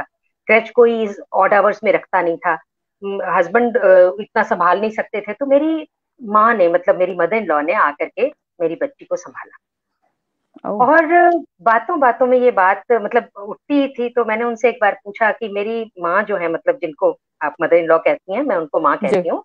तो उन्होंने ये बताया कि उनको भी उनकी शादी से पहले नौकरी लगी हुई थी, वो टीचर थी स्कूल में, सरकारी स्कूल में। अच्छा। और उस शादी होने के बाद उन्होंने वो छोड़ दिया था, क्योंकि उस समय उस तरह की मानसिकता नहीं थी। आपने जो पूछा ना, वो क्या डिस्टेंस हमने ट्रेवल किया है, तो मैं एक पीढ़ी से दूसरी पीढ़ी तक में ये डिस्टेंस बताना चाहती हूँ। जेन जी, जनरेशन का जो एक, दो जनरेशन का जो जनरेशन। डिस्टेंस।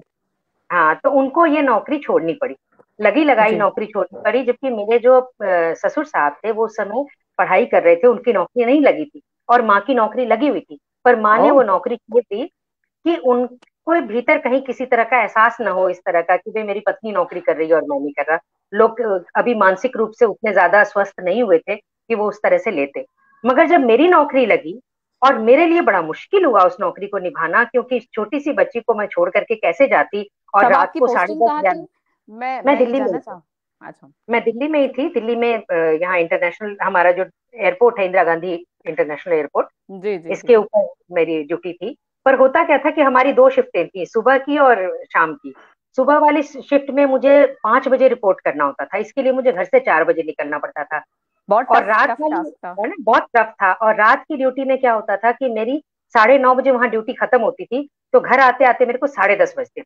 उसके बाद घर में आना, खाना बनाना और बाकी सब जिम्मेदारियां निभाना। और बच्चा मेरा पूरे दिन मतलब एक तरह से मुझसे दूर रहता था, तो बहुत मुश्किल हो ओह। रही थी। इमोशनली मैं बहुत, शायद यही वो चीजें थी जिन्होंने मुझे लेखन की तरफ मोड़ दिया, क्योंकि उस तकलीफ को शायद जो कविता ही भरा समझ नहीं, सकती थी। मुझे लगता है जो वियोगी नहीं हो सकता वो कवि भी नहीं हो सकता, तो जो भावों बिल्कुल, से भरा है वही कवि हो सकता है। तो कहीं ना कहीं वो प्रेरणा बनी आपके लिए कि आप बहुत सारी बिल्कुल, चूंकि अकेलापन भी था और आप नितांत बच्चे से अलग थी, तो वो भावना जब अंदर तिरोहित हुई तो मुझे लग रहा है वो कलमबद्ध हो पाई बाद में, जिससे बिल्कुल। तो जिसने मैं जिसने एक नए कथाकार को जन्म दिया और कवित्री को जी जन्म दिया। जी तो उस वक्त ना मैं इस बात को कैसे भूल सकती हूँ, मैं कहीं भी पहुंच जाऊं, लेकिन मैं इस बात को कभी भी नहीं भूल सकती कि मेरी जो माँ है वो यहाँ आई, और उन्होंने आकर के बच्चे को अपने साथ रखा। उसको अपने साथ इतना इजी किया कि वो जी। उसे अपने साथ फिर ले गई, और स्कूल में जाने लायक तक उन्होंने उसको अपने पास रखा, उसे अच्छा। संस्कार दिए। और मैं आज भी ये मानती हूँ कि मेरी नौकरी और मेरे बच्चे के भीतर के संस्कार माँ के दिए हुए। क्या बात है। और जब मैंने क्लैपिंग, उनसे मैं इसके पूछा, लिए क्लैप भी करना मैं मैं चाहूंगी। मैं बिल्कुल, मैं भी क्लैप करती हूँ। मैं उनका जी। हृदय से नमन करती हूँ, और यही चाहती हूँ कि ईश्वर मुझसे कभी ये गलती नहीं कराना कि मेरी किसी बात से उन्हें तकलीफ पहुंचे। और चाहे मेरे से कोई गलती हो जाए, ये अपराध होगा अगर मैं उनको तकलीफ पहुंचाऊंगी तो। मैंने उनसे एक बार सवाल पूछा था कि जी। आपने अपनी नौकरी छोड़ दी, पर मेरी नौकरी ना छूटे इसके लिए आपने बहुत कुछ किया, ऐसा कैसे? तो उन्होंने कहा कि क्योंकि मैंने नौकरी छोड़ी थी, इसलिए मैं जानती हूँ कि नौकरी क्या होती है और कितनी मुश्किलों से मिलती है। तो मैंने छोड़ी क्योंकि उस समय का समय और था। आज तुम कर सकती हो, इसलिए मैं तुम्हारे साथ खड़ी थी, और वो सच में ढाल बन के खड़ी हुई। आज जो मैं यहाँ पर बैठी हूँ, या मैं आज सहायक निदेशक के पद पर जो काम कर रही हूँ, तो उसके पीछे जड़ में मेरी माँ खड़ी है, मेरी वो सासू माँ खड़ी हैं, क्या जिनको बात। कि मतलब मैं कितना भी कुछ कहूँ, मैं मैं उसी बस। जड़ की बात कर रही थी थोड़ी देर पहले कि जो रूट्स हमारे साथ जुड़े हैं ना, अगर हम उन रूट्स की तरफ ध्यान नहीं देंगे तो मुझे लगता है आगे हम पल्लवित भी नहीं हो पाएंगे। तो एक जी वृक्ष को फलदार और छायादार बनने के लिए अपनी जड़ों से जुड़ना बहुत जरूरी होता है। और जिस जड़ की आप चर्चा करें वो आपकी मदर इन लॉ है या फैमिली के जो दूसरे अन्य अन्य बड़े लोग हैं, निसंदेह उनके कंट्रीब्यूशन के बिना तो मुझे लगता है आपका ये सफर आसान भी नहीं रहा होगा, जिस हो ही नहीं जिस सकता सफर था। की आप बात कर रही हैं, क्योंकि महिलाओं की ताकत है। और बिल्कुल। इस सफर में उन्होंने जिस तरह से आपका कंट्रीब्यूशन आपको दिया है और अपनी अपनी जॉब को तिलांजलि देकर उन्होंने आपको आगे बढ़ने के लिए प्रेरित किया है, ये भी एक बहुत बड़ी बात है। मुझे लगता है बहुत बड़ा लेसन है और बहुत हमें बहुत बड़ी सीखना बात। चाहिए कि इस तरह आसान नहीं होता चीजों को आसान बनाना। तो मेरा सवाल ये दूसरा है आपसे कि महिलाएं क्या वर्जनाएं तोड़ रही हैं? लग रहा है कि समाज उस दायरे से, एक संकुचित जो जो दायरा था, एक नैरोइज्म था, which is going to be burst somewhere. I mean कहीं ना कहीं वो चीजें खत्म हो रही हैं। वो नैरोइज्म का जो पाथ था वो श्रिंक हो, पहले श्रिंक था, अब वो ब्रॉड हो रहा है। तो एक खास तरह की हम बायोप्सी में थे, हम उसकी चर्चा करते हैं। एक स्टीरियोटाइप थॉट में जीते थे कि महिलाओं के लिए एक सेट क्राइटेरिया है, आपको इसमें इस मापदंड में रहना है और इसके तहत जीना है। तो क्या वो चीजें टूट रही हैं? कहीं वो कहीं ना कहीं वो मिथ खत्म हो रहा है, लगता है क्या? बहुत बड़ा सवाल आपने पूछा। जी। आ, ये बहुत जरूरी सवाल भी है आज के समय पर, क्योंकि इन वर्जनाओं को तोड़ना, आ, मतलब दिस इज हाई टाइम कि हमें इन एग्जैक्टली। वर्जनाओं को तोड़कर बाहर आना ही चाहिए। हम कब तक लड़की होकर या उसके खांचे में बंद होकर के जिएंगे? क्या हमें इंसान होकर के जीने का हक नहीं मिलेगा? और इसे कौन देगा? जी। तो बट मैं सवाल एक समझती हूँ। लाजमी, अलका जी मैं टोकूंगी, सवाल लाजमी ये भी हो जाता है जब वर्जनाएं टूटती हैं और बेड़ियां टूटती हैं तो सवाल बहुत सारे आते हैं। वो प्रश्न चिन्ह आता है जिसमें लड़कियों को डाल दिया जाता है। सो कॉल्ड वुमेन कम्युनिटी, हम कंडक्ट की बात करें, हम उस कैरेक्टर की बात करें, हम चरित्र की बात करें, सो कॉल्ड इन हिंदी। तो जब जब वर्जनाएं जैसे ही टूटती है तो उसका एक पर्यायवाची शब्द उभरता है, कंडक्ट, विच इज कहीं ना कहीं वो आपके कंडक्ट से जुड़ जाता है। तो क्या महिलाओं को उस कंडक्ट के खांचे से बाहर निकलना होगा? जो पुरुष समाज है उस कंडक्ट के घेरे में उसको डालता है, उस कैरेक्टर की बात करता है। अगर मैं सीधे तौर पे बात करूं तो वर्जनाएं तोड़ने वाली लड़कियां बहुत बोल्ड मानी जाती हैं और समाज उसको बहुत आसानी से स्वीकार भी नहीं करता। अगर आपने लीक से अलग हट के अपना रास्ता तैयार किया है तो वो लीक के लिए, जो लीक तैयार करने के लिए आपने जो अपनी कुर्बानियां दी हैं वो बहुत बड़ी कुर्बानी होती है। तो क्या महिलाओं को बोल्ड होना चाहिए इस मामले में? वो कुर्बानी देना ठीक है? देखिए, वर्जनाएं, आप मेरे लिए जो वर्जनाएं, हो सकता है आपके लिए कुछ और वर्जनाएं हो। बिल्कुल, सबके लिए पैरामीटर्स है ना? अलग हैं। तो मैं अगर अपने वर्जनाओं की बात करती हूँ, तो मैंने जो ये पुरुष वैश्याओं के ऊपर अपना उपन्यास लिखा, ये विषय अपने आप में बिल्कुल एक तरह से वर्जनाओं को तोड़कर बाहर आने वाली बात। और मैंने जो आपसे कहा कि इसको लिखने से पहले मुझे कम से कम 2 साल का वक्त मैंने सिर्फ इस बात जी। के लिए अपनी मानसिकता बनाने में लगाया कि अगर मैं ये लिखती हूँ तो इसका क्या क्या असर मेरी सेहत पे पड़ेगा, मेरे संबंध बिल्कुल, के। क्योंकि जो विषय आपने उठाया है बहुत ही डेजर्टेड सब्जेक्ट है और इस तरह के विषय को छूने में कतराती हैं महिलाएं। मुझे लगता है कि बिल्कुल। इसको बहुत अनटचेबल ट्रीट किया जाता है, जो जिस तरह के तो विषय को आपने उठाया है। मैं वही कहना चाहती हूँ प्रिया जी, कि पहले तो आपको, मतलब आपको इन द सेंस कि हमारे इस समाज को ये मानना जी। पड़ेगा कि बोल्ड होने का मतलब क्या है, क्योंकि मुझे ये कई बार महसूस होता है कि ये जो समाज है वो हमें एक्सप्लॉइट करता है, कभी देवी बनाकर, कभी दासी बनाकर, कभी बोल्ड बना करके, कभी उच्छृंखल बना करके। दरअसल वो अपना मतलब साधता है, इस रास्ते से नहीं हो रहा तो उस रास्ते से देख लें। ये हमें तय करना है, ये मेरे डेफिनेशन में कहाँ स्टैंड करता है, मेरे तो कॉन्सेप्ट में कहाँ तो पर। लड़कियां अपनी परिभाषा खुद गढ़े, बिल्कुल। मानती हैं यहाँ पर? बिल्कुल। जी। बिल्कुल, उन्हें अपने खुद परिभाषाएं गढ़नी होंगी। अगर इसके लिए उन्हें कुछ भी करना है, वो पहले समझे चीजों को। क्योंकि देखिए, आप क्या चाहती हैं, आजादी के मायने क्या होते हैं? जी। आजादी के मायने दूसरे को सेटिस्फाई करने के लिए, दूसरे को दिखाने के लिए नहीं है। जी। मेरी माँ ने अगर मुझे नौकरी करने के लिए इतनी छूट दी, तो ये उन्होंने मुझे आजादी दी है, जी। पहले नहीं मिलती। कि इतनी आजादी कि मैं रात को 10 बजे तक नौकरी करके के घर लौटूंगी और वो सम्मान से मुझे बिठा करके खाना खिलाएंगी। और कोई दूसरा वक्त होता तो हो सकता है वो मुझ पर 10 सवाल लगाती कि तुम, मेरे आस पड़ोस वाले लोग देखते कि ये तो रोज रात को इतनी देर से आती है, वो तो मुंह बिल्कुल। अंधेरे घर से बाहर निकल जाती है। लेकिन ये मैं जानती हूँ कि मैं क्या करती हूँ और मुझे क्या और करना है।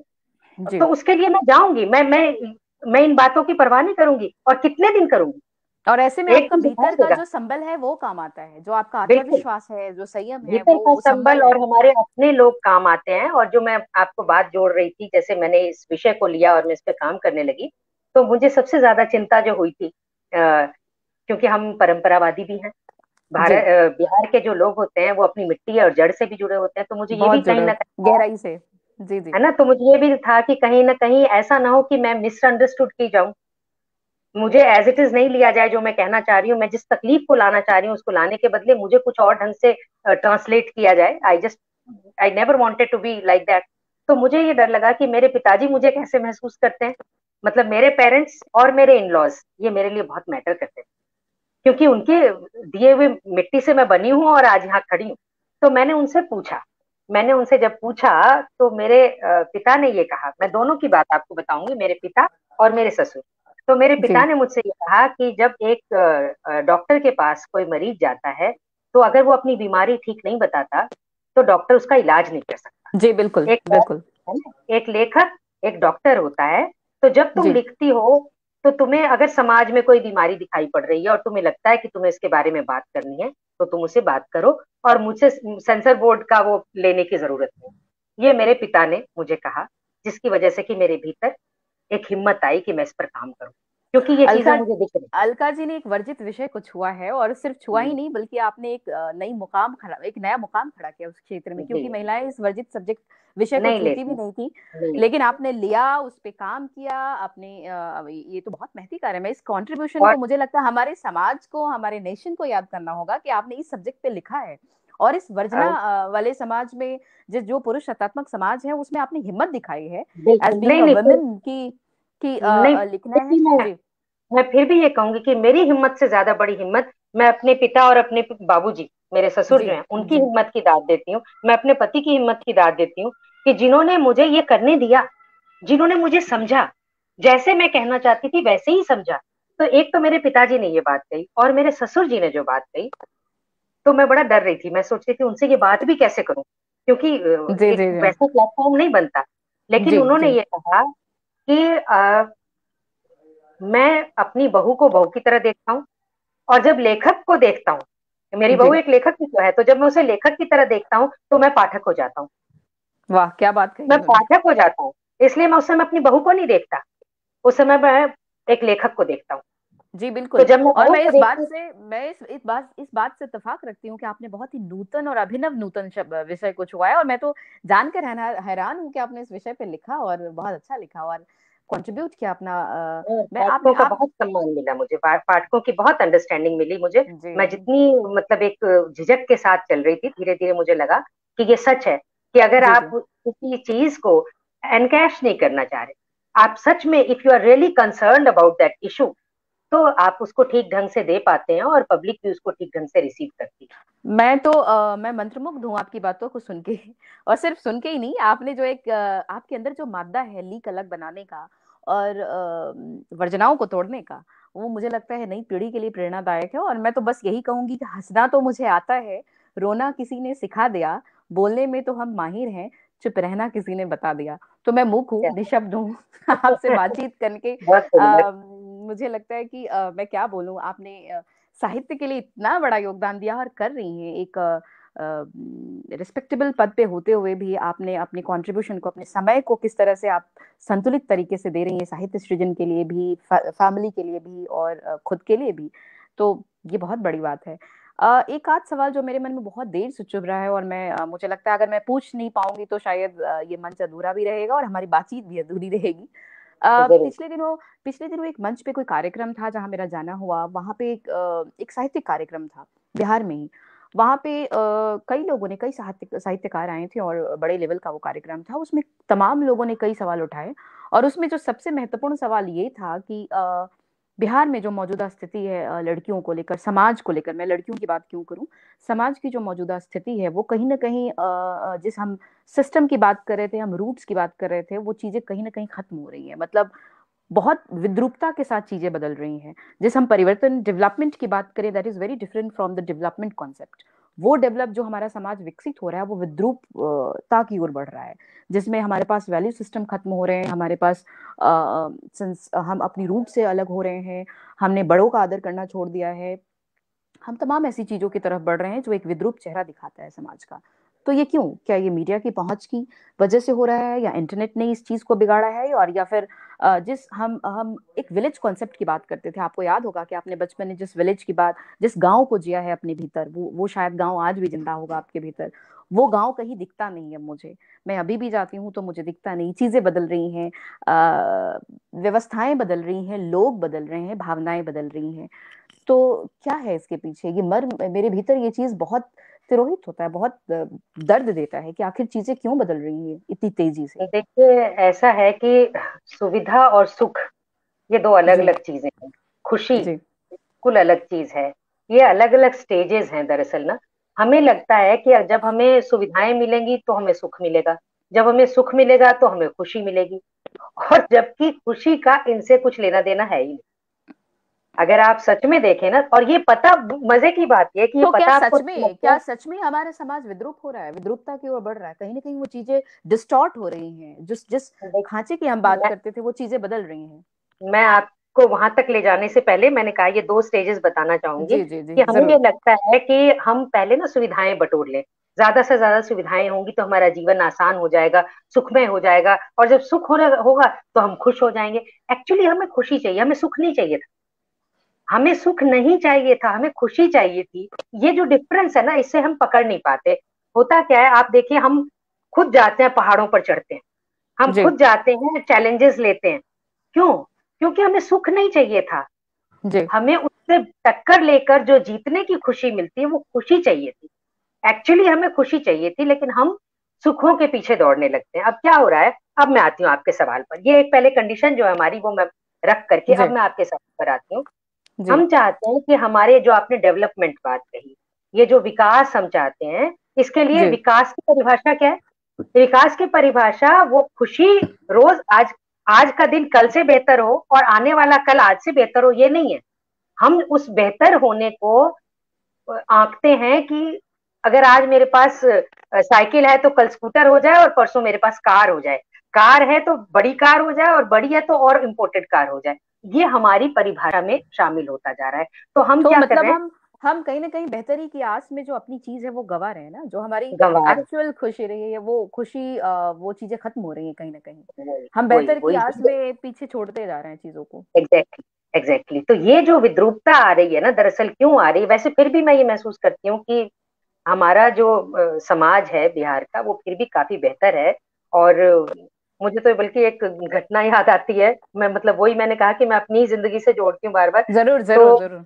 और ये एक, प्लेटफॉर्म भी ऐसा है जहां आप अपनी बात रख सकती हैं, व्यक्तिगत हाँ, चीजों को भी। जी और मेरा अपना घर है ना, मुझे तो लग रहा है मैं अपने घर से जुड़ी हुई हूँ, मेरे अपने घर के लोग सब देख रहे हैं तो मैं उनसे बात कर रही हूँ। तो जरूर। ऐसा हुआ कि कहीं हमारे परिवारों में कहीं किसी के घर चोरी हुई। जी वो चोरी हुई ना, तो हमारे जो, जिनकी मैं बात कर रही हूँ, हम उनको चाचा चाची बोलते हैं। तो वो सोए हुए थे घर में, और चाची जो थी उन्होंने बोला कि हमको लगता है कि घर में कोई चोर न घुसा है। कुछ थोड़ी आवाज सी आई ना, तो जी। उन्होंने कहा हमको चोर लगता है, कोई लगता है कोई चोर है। तो जो चोर है, जो आया हुआ था, वो कहता है, चाची सुत ले रही हो। तो मतलब कि चोर भी जो है वो कह रहा है चाची सुत ले रही। मतलब आप ये देखिए कि चोरी भी मतलब आप करने आया जगे नहीं। है। जी जी जी। नहीं, आप जगह नहीं, क्योंकि मैं चोरी हम्म। करने आया हूँ। मगर आप ये देखिए कि वो फिर भी चाची कह के संबोधन दे रहा है। बिल्कुल, और एक, बहुत हैरानी ये है। और एक घटना और बताती हूँ। ये तो हाल की बात है, और एक बहुत पुरानी बात बताती हूँ। तो उसमें क्या हुआ कि किसी घर में, हमारे पड़ोस के ही घर में, मेरे ससुराल के पड़ोस के घर में जी काम वाम चल रहा था। तो जो मिल मजदूर लोग काम करने आते होंगे ना, घर बन रहा था। तो जी जी मजदूर लोग में से ही कोई घर में आया, और रात में आकर के उसने कहा कि हमको, मतलब एक तरह की डकैती हुई, जो जी होती है जी हमारे बिहार में। पैसों की कमी है, गरीबी है, बहुत लाचारी है, तो लोग पैसा लूट के ही लेते हैं। भूख तो लगती है ना। खैर वो सवाल दूसरे हैं। तो जब वो आए तो उन्होंने कहा कि हमको पैसा है और हम लोग घर में बेटा बेटी सब छह, हमू जाने चाहिए कि भाई घर में बेटा मैंने बेटी है, तो जी। आप निश्चिंत रहें। और हमको जो है ना अपना सामान आप खुद निकाल के दे दें, हम किसी की तरफ आंख उठा के भी नहीं देते। ये चोर है, ये हमारे यहाँ के चोर की का चरित्र बता रही हूँ मैं आपको, और आपको नहीं बता रही, आपके बहाने इस पूरे मंच को जी। बता रही हूँ, हमारे जो और देखने वाले लोग हैं उनको बता रही हूँ कि हमारे यहाँ चोर भी होता है, तो कहता है मेरे भी घर में बहू बेटी है, आप चिंता न करें, हमें सिर्फ जेवर चाहिए, आप अपना जेवर उतार के दे दीजिए और कुछ नहीं चाहिए, हम क्या आंख उठा बात के है। भी नहीं। तो ये मैं आज की बात नहीं कर रही हूँ, ये तब की बात मतलब कर रही हूँ हम जब वी आर आज से कम टॉकिंग से कम अबाउट सम। 35 साल पहले जी की जी। बात कर रही हूँ। हम उस ह्यूमैनिटी की बात कर रहे हैं कि कहीं ना कहीं वो सिस्टम के साथ जुड़ा हुआ ह्यूमैनिटी वर्ड है, वो कहीं ना कहीं उस स्टोर के अंदर भी है, वो जो अभी तक वो उसके मतलब। अंदर भी है ना। लेकिन देखिए जी भूख लगती है, अगर हमारे यहाँ नौकरियों की व्यवस्था नहीं हो पा रही है, पढ़े लिखे बेरोजगार एमए पास पास बच्चे जो हैं, हम दुखद, ट्रेन में जाते हैं, ट्रेन में बहुत दुखद जाते हैं, स्थिति है, आप ठीक कह रही हैं, ये दुखद मुझे स्थिति है। मुझे याद आता है कि एक टीम चढ़ती थी ट्रेन में, मतलब इट वाज सो पेनफुल। वो चढ़ती थी और वो कहती थी एक ग्रेजुएट से चनाचोर गरम ले लो जी, ग्रेजुएट का चनाचोर गरम, चनाचोर गरम बेच रहा है ग्रेजुएट, ये लानत विडंबना है है, ऐसी व्यवस्था पर, ये लानत समाज है की ऐसी व्यवस्था विडंबना। पर। बिल्कुल बिल्कुल, आप ठीक कह रही हैं, ये विडंबना है हमारे समाज की। और आज सिर्फ हम एमए ये कहते हैं आप कि बिहार के लोग लूट रहे हैं और बिहार के लोग अनपढ़ हैं, अनपढ़ नहीं है बिहार के लोग, बिहार के लोगों को आपने नौकरी नहीं दी और वो नौकरी अपनी पैदा नहीं कर पाए, उनके ये पास नीतिगत। वो इतना बेसिक पैसा नहीं था कि वो उसमें लगा बिल्कुल, करके कुछ बिजनेस शुरू कर पाते। मैं अगर कह रही उनको हूँ ये थोड़ा सा व्यवस्था मिलता। नीतिगत व्यवस्थाओं की चरमराहट है, जिसने बिहार के लोगों को पंगु बना दिया है। बिल्कुल बौद्धिक होते हुए भी और डिग्रियां होते हुए भी आज वो कहीं ना कहीं इस तलाश में भटक रहे हैं कि उनको दो पैसे मिल जाए या फिर उनको रोजगार मिल जाए। तो मुझे लगता है कहीं ना कहीं ये संस्थागत खामियां हैं और सरकारी लेवल की खामियां हैं जो नौकरियों का सृजन नहीं कर पा रही हैं। तो लूप होल्स तो है सिस्टम में, हम जिस सिस्टम की बात कर रहे हैं उस सिस्टम में भी लूप होल है। लेकिन सवाल एक और है कि क्या सिर्फ राजनीति, समाज सेवा या कुछ अन्य पेशे है जिसके जरिए महिलाएं सशक्त हों, या फिर कुछ और भी है जिसके जरिए महिलाएं सशक्त हों? सिर्फ पॉलिटिक्स ही क्यों? आज एक पैमाना बन गया है कि महिलाएं पॉलिटिक्स में आए तो वो एम्पावर्ड होंगी और समाज को बदल देंगी। कुछ और भी जरिया है क्या? आप बताएं। बिल्कुल बिल्कुल जरिए हैं। सबसे पहले हम अपने घर के भीतर अपने बिल्कुल, मेरे घर जो ना मतलब वो काम करने जो लड़की आती थी या जी दूध लेकर जो आती थी, तो मेरी माँ मतलब मेरी सास उनके बच्चों को बिठा लेती थी कि आओ मैं पढ़ाती हूँ। जी जी उन्होंने कभी पैसे नहीं लिए क्योंकि वो मैंने बताया ना वो स्कूल की टीचर थी और उन्होंने अपनी नौकरी छोड़ दी थी, तो वो उन जी बच्चों को इकट्ठा करके पढ़ाती थी और धीरे धीरे उनके साथ में ऐसे कई 18-20 बच्चे हो गए थे, और वो जी मिलके जी 26 जनवरी का फंक्शन करते थे, 15 अगस्त मनाते थे और उसमें छोटे छोटे गिफ्ट दिया करते थे और एक माहौल बन गया था। मेरे घर में मुंगेर में शास्त्री नगर में मेरा जो ससुराल है, उस जगह एक पूरा का पूरा माहौल बदल गया था। तो ये जो शिक्षा है ना, इससे बड़ा हथियार कोई नहीं, जी इससे जरूर बड़ी ठीक। कोई ताकत नहीं है। तो ये हमको एम्पावर्ड सबसे कर बड़े, सकता है। ये एम्पावर करता है किसी को, तो हमें अब सबसे पहले इस पर ध्यान देना पड़ेगा। जी जरूर, मैं बहुत इत्तेफाक रखती हूँ आपकी बात से, और कुछ पंक्तियां आपके लिए और इसी बात पे अलका जी को समर्पित। कि कहते हैं, जिंदगी तू साथ चल, ए जिंदगी तू साथ चल मेरे, अब कहानी नहीं लिखते हैं, छोड़ अब किसी के आने की उम्मीद, छोड़ अब किसी के आने की उम्मीद, अब तलाश खुद की करते हैं। वाह। काफी वक्त गुजार दी हमने एक दूसरे के नफरत से, काफी वक्त गुजार दी हमने एक दूसरे के नफरत से, आ अब शुरुआत नहीं करते हैं, बचे वाह। कुछ पल, बचे कुछ पल हैं जो तेरे साथ मेरे, आ गुजार ले, हम एक दूसरे से प्यार करते हैं। हाँ हाँ हाँ, बहुत मालूम अच्छा। है, हाँ मालूम है कुछ शिकायतें थी तुझे, हाँ मालूम है कुछ शिकायतें थी तुझे रवैये से, पर निराश तो तुमने भी कई बार मुझे किया, एक दूसरे को अब थाम ले, आ एक बची जो थोड़ी स्याही है हमारे कलम में। ये बड़ा अच्छा है, ये मेरी बहुत ही प्रिय पंक्तियां हैं। आ एक दूसरे को अपना ले, और जो बची है थोड़ी स्याही हमारे कलम में, आ मेरे साथ अब एक नई कहानी लिखते हैं। तो आप पुरानी कलम से जज्बात नहीं लिखते हैं, ए जिंदगी तू साथ चल मेरे, अब एक नई कहानी लिखती हैं। वाह। तो मुझे लगता है बहुत अलका सिन्हा जी यही कर रही हैं, नई इबारत लिख रही हैं, नई कहानी लिख रही हैं अपने साहित्य सृजन से, देश को, समाज को और बिहार की धरती को ही नहीं, मुझे लगता है समूचे राष्ट्र को गौरवान्वित कर रही हैं। मीडिया से लेकर, अनुवाद से लेकर, अंतर्राष्ट्रीय मंचों पर इन्होंने बहुत कुछ किया है और आगे भी कर रही हैं। ये देश की महिलाओं की प्रेरणा स्रोत है, और मुझे पूरी उम्मीद है कि आगे भी हम इनसे, इनके साथ इस तारतम्यता के साथ जुड़े रहेंगे और बातचीत का सिलसिला जारी रखेंगे। और आज हमने खुल के बहुत सारी चीजों पे बातचीत की, मुझे लगता है अलका जी भी इत्तेफाक रखती हैं कि हमने बड़े ही आरामदेह और एक कंफर्टेबल ज़ोन में बहुत सारी चीज़ों को साझा किया और आपने भी अपनी बहुत सारी चीज़ें रखी, सार्थक बहस हुई। हमने कई मुद्दों को छुआ, कई बिंदुओं पे बातचीत की और आपने एक you are complete empowered woman. तो मुझे लगता है आपके लिए जो एम्पावरमेंट और सशक्तिकरण की परिभाषा है कहीं न कहीं गौण हो जाती है। तो आपको सलाम। मैं सैल्यूट करती हूँ कि आप इस देश के लिए और इस समाज और सबसे बढ़कर साहित्य और महिला जगत के लिए बहुत कुछ कर रही हैं और आगे भी करती रहें। तो आपसे ये बातचीत का सिलसिला अलका जी जारी रहेगा। आपने इतना बेशकीमती वक्त हमारे लिए निकाला, बहुत बहुत आभार। हमारे दर्शकों की तरफ से आपको बहुत सारा प्यार। उम्मीद है आपकी बहुत सारी सिर्फ कविता संग्रह ही क्यों, आपकी कथा संग्रह, कविता संग्रह और बहुत सारी चीजें हमें देखने को मिले आगामी वक्त में और समय में। और हम अलका सिंह को इसी जज्बात और इसी नए और इसी बोल्ड अवतार में देखते रहें, अलका सिन्हा जी को। तो चलते चलते बहुत बहुत आभार, आपने इतना वक्त दिया और इतनी पुरखुलूस तरीके से बातचीत की। बहुत बहुत आभार अलका सिन्हा जी, और मुझे उम्मीद है कि हम फिर मिलेंगे। मैं भी कुछ कहना चाहूंगी कि जरूर। प्रिया जी, मेरे साथ कई बार अलग अलग मंचों पर बातचीत हुई है और मैं अपनी बात को जैसे चाहे, मतलब बिल्कुल उसी तरीके से रॉ उसमें रखना पसंद करती हूँ, बनावट के बिना।